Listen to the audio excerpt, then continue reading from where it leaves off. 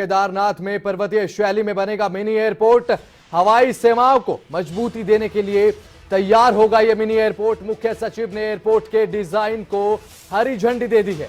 30 करोड़ की लागत से यह एयरपोर्ट बनाया जाएगा। यह मिनी एयरपोर्ट जो है उससे उत्तराखंड का जो पर्यटन है उसको बढ़ावा मिलने में मदद मिलेगी और जो श्रद्धालु हैं श्रद्धालुओं को भी केदारनाथ धाम में ही बेहतर हवाई सेवा जो है वो मुहैया कराई जा सकेगी।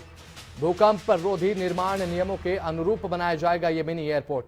तो इस खबर पर भी ज्यादा जानकारी के लिए हमारे ब्यूरो चीफ हैं राव शफात अली हमारे साथ लगातार जुड़े हुए लाइव। और शफात अली, मिनी एयरपोर्ट अब बन रहा है उत्तराखंड में, क्या कुछ इसका फायदा देखने को मिल रहा है?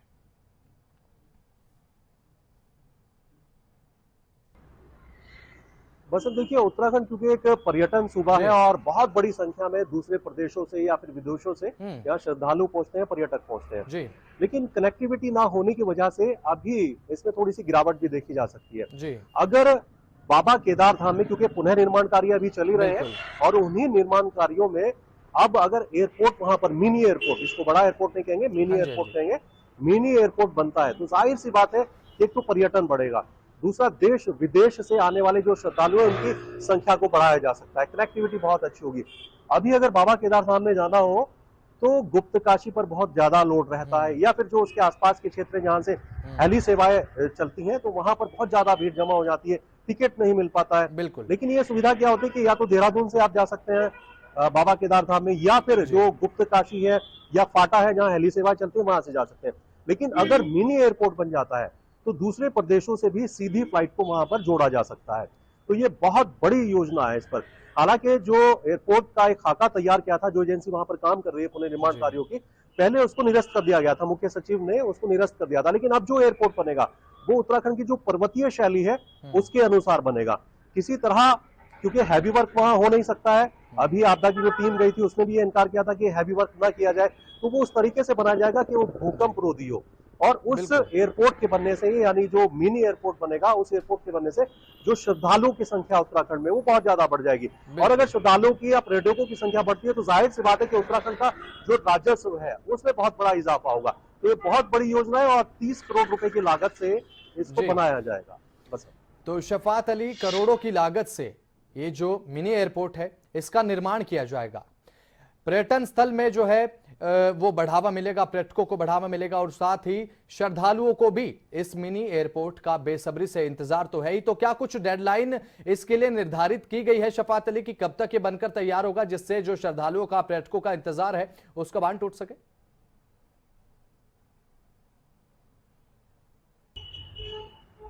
देखिए, अभी थोड़ा सा वक्त लग सकता है क्योंकि पुनर्निर्माण कार्य अभी बसंत बाबा केदारनाथ जी जी। तो बिल्कुल, तो अब केदारनाथ में अब जो मिनी एयरपोर्ट है वो बनकर तैयार होगा। तो हमारे उत्तराखंड से ब्यूरो चीफ हमारे साथ जुड़े, तो बहुत बहुत शुक्रिया राव शफात अली हमारे साथ जुड़ने के लिए, तमाम जानकारी साझा करने के लिए। तो चलिए इसी के साथ एक और बड़ी खबर आपको बता दें, धामी सरकार की पशुपालकों को बड़ी सौगात है। प्रदेश में मोबाइल पशु चिकित्सा इकाई की शुरुआत हुई है और दूरस्थ इलाकों में भी अब पशुओं को मिल सकेगा इलाज। योजना शुरू करने वाला देश का तीसरा राज्य अब उत्तराखंड बनने जा रहा है।